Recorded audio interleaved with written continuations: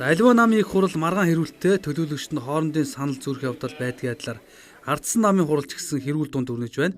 Гэвч эцсийн дүндээ намын бодлого чиглэлд байгаа олдтой талуудаа сайжруулах, гишүүч дэмжигчдийнхээ санал бодлыг нэгтгэх нь намын цаашдын үйл ажиллагаанд ахиц дэвшил авчирна гэдгийг хуралд оролцогчид онцолж байлаа. Явц үерхэ шин практикуудыг дөрмөөрө хориглохоор одоо хичээл зүтгэл гаргаж байна. Арчилсан ном хитрхи хэвтэй тогтолцоотой нам байгаа. Өнөөдрийг хүртэл арчилсан намыг хагас босоо тогтолцоотой нам болгож өөрчлөе. Олон сонирхлуудыг нэгтгэх, намын эв нэгдлийг хангах тэр бодлогыг дүрмийн өөрчлөлтийг бий болгохоор ажиллаж байна. Энэ бол том өөрчлөлт болно гэдгийг хэлхийг хүсэж байна. Ер нь бол одоо энэ дотоод арчил бол маш муу байгаа. Тэрнийг бол өөрчлөх ёстой. Хамгийн гол нь бол нөгөө дэмжигчдэд одоо нээлттэй тийм одоо нам болох ёстой гэж үзэж байгаа. Тэр чиглэлд бол намын шинжилэл бол явах ёстой. Цөмийн энергийн газрын дарга асан ардсан намын гишүүн Тэгш баяр намынхаа дотоод ардчлал муу байгаа гин үеэр онцолсон бол нийслэлийн засаг даргын орлогч асан очроод намынхаа их хурлаар шинтгэлийн хөтөлбөрийг баталж байгаа нь маш зүйтэй асуудал гэж хэлж байлаа. 2 жилд нэг одоо намын их хурлыг хуралдуулж байя гэдгийг л намын дүрм төсөгч өгч.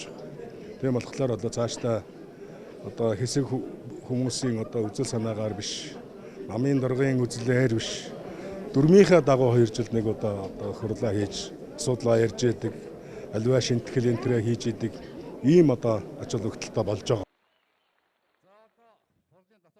Ардчилсан нам шинжлэгдснээр ард түмэнд тэр дундаа гадаадын бусад улс оронд үзүүлэх нөлөө сайжирна гэдэг дээр төлөөлөгчид нэгдвэл байр суурьтай байлаа.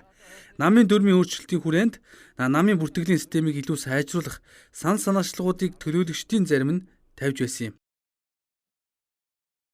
Ардчилсан намд бол одоо тэр мөнгөний тухай явдаг тэр олигархууд бол одоо ерөөсөө тэгээд тийм улсуудаар займгаа тавьж их одоо яахан залуучуудын төлөв оруулсан дээр гэж үзэж байна. Ардчилсан намын оршин тогтгохын үндэс нь бол эрүүл оюун ухаан, асар их өндөр нэр хүнд, хүмүүнлэг нанжин чанар.